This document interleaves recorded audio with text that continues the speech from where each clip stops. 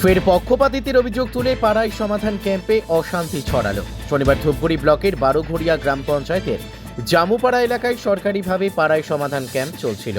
সেখানে 15/46, 15/59, 15/60 বুথের মানুষদের সমস্যা মেটাতে ক্যাম্প করা হয়। 3 বুথের মানুষটাই একটি জায়গায় ক্যাম্পে আসবে বলে প্রশাসনিকভাবেই ঠিক করা হয়েছিল, কিন্তু বিজেপি নেতৃত্ব এবং গ্রাম পঞ্চায়েতের বিরোধী দলনেতা ঘটনাস্থলে অর্থাৎ ক্যাম্পে উপস্থিত হয়ে ঝামেলা করে বলে অভিযোগ।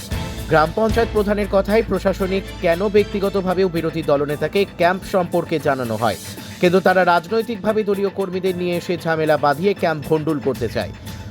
তবে পরে পুলিশ ও প্রশাসনিক আধিকারিকদের উপস্থিতিতে তাদের শান্ত করে ফিরিয়ে দেওয়া হয়েছে। বিজেপির অভিযোগ, তৃণমূল কংগ্রেসের জয়ী বুথে ক্যাম্প করা হচ্ছে আর বাকি 2 বুথ অর্থাৎ বিজেপির জয়ী বুথের মানুষেরা দূরে গিয়ে ক্যাম্পের সুবিধা নেবে। এটা কিভাবে হতে পারে? বৈষম্যমূলক আচরণ করা হয়েছে। বিজেপি জয়ী হওয়ায় সেখানে সরকারি ক্যাম্প হবে না, এটা কি ঠিক সিদ্ধান্ত? আর প্রশাসনের কথা কি বলবো? তারাও শাসকের সঙ্গে মিশে গিয়ে রাজনৈতিক খেলায় মেতেছে। বিজেপির বিরোধী দলনেতা আশিস কর্মকার বলেন, সবসময় বিজেপি নেতা কর্মীদের উপেক্ষা করে কাজ করছে তৃণমূল কংগ্রেসের ভোট, এটা মানা যায় না। পাড়ায় সমাধানে 2 বুথের লোকেরা সেখানে যেতে পারেনি, সেই প্রশ্নই বারবার উঠে আসছে।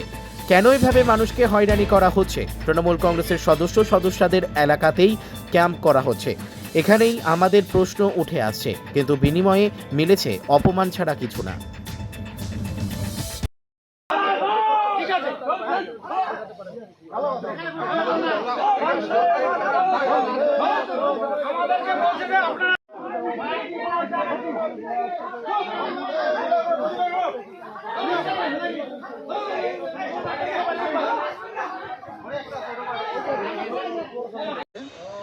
সব সময়ের জন্য ভারতীয় জনতা পার্টির যে সমস্ত পঞ্চায়েত প্রতিনিধিরা রয়েছে তাদেরকে উপেক্ষা করা হয়। তার নমুনা আজকে দেখলাম আমরা।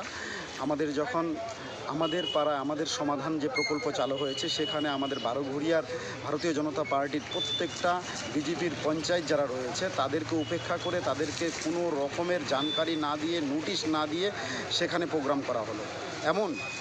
এমন একটা জায়গায় প্রোগ্রাম করা হলো যে জায়গাটায় টিএমসির পঞ্চায়েত প্রতিনিধি রয়েছে, তার পাশে যে 2টা বিজেপির পঞ্চায়েত প্রতিনিধি রয়েছে তাদেরকেও ঠিকমতো জানানো হয়নি।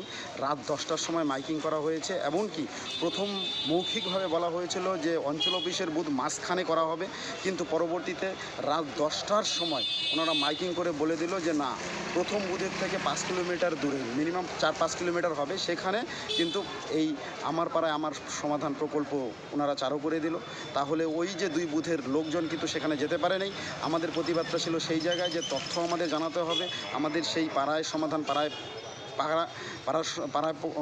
আমাদের পাড়া আমাদের সমাধানে যে প্রকল্পেরগুলো কী কী কাজ দিতে পারবো, কী কী কাজ আমরা সেখানে স্যাংশন করাতে পারবো, সেখানে আপলোড করাতে পারবো, কোনো রকমের তথ্য কিন্তু ভারতীয় জনতা পার্টির পঞ্চায়েতদের দেওয়া হয়নি এবং দিতে অস্বীকার করা হয়েছে টোটালটাই।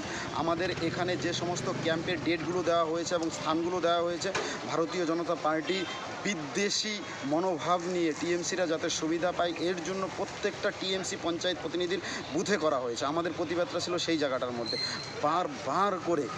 বারবার করে আমাদের ভারতীয় জনতা পার্টির সমস্ত পঞ্চায়েতকে উপেক্ষা করা হয়। কোনো রকমের কাজের সমবন্টনের ব্যবস্থা নাই সেখানে। সমস্ত জায়গায় টিএমসিরা কাজ পায়, ভারতীয় জনতা পার্টির আপনারা পঞ্চায়েত যারা রয়েছে তাদের প্রতিনিধির সাথে আলোচনা করে দেখেন, বুথে গিয়ে দেখেন একটাও কাজ নেই। 15 ফাইন্যান্স বলেন, আইএসজিপি বলেন, কোনো কাজ কিন্তু ভারতীয় জনতা পার্টির বুথের মধ্যে ওনারা দেয় না। একতরফাভাবে সমস্ত সরকারি পরিকল্পনাগুলোকে টিএমসিকরণ করে এই বারোঘড়িয়ার যে টিএমসি পরিচালিত বুথ, তারা কিন্তু ওনাদের নিজেদের বুথে নিজেদের জন্য নিজেদের মতো করে চালাচ্ছে। তাই আমাদের প্রতিবাদ ছিল এখানে যে আমাদের আরেকটা দাবি ছিল যে সমস্ত বুথ থেকে লোক আসতে পারে নাই সেই সমস্ত বুথে আবারও সেখানে আমাদের পাড়ায় আমাদের সমাধান যে প্রকল্প রয়েছে সেখানকার ক্যাম্প করতে হবে।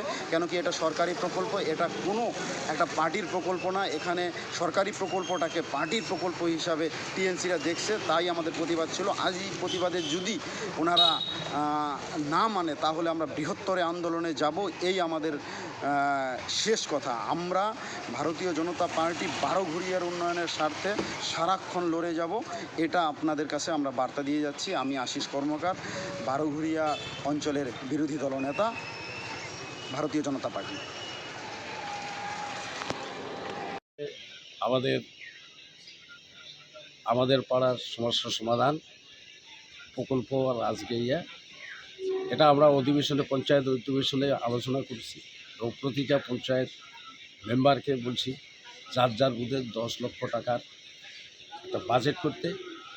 কিন্তু আজকের ঘটনায় আজকে যে এই দিনটা সেটা ব্লক থেকেই শিডিউল ঠিক করছে এবং সার্কুলার হলো 3টা বুথ নিয়ে সেটা ব্লক প্রশাসন ঠিক করে দিছে। এই বুথের 46 বুথ, বৃদ্ধাশ্রম বুথ, তারপর 59 বুথ, 60 বুথ, 3টা বুথ নিয়ে একটা যে কোনো বুথ কেন্দ্রে ভোট কেন্দ্রে করতে হবে।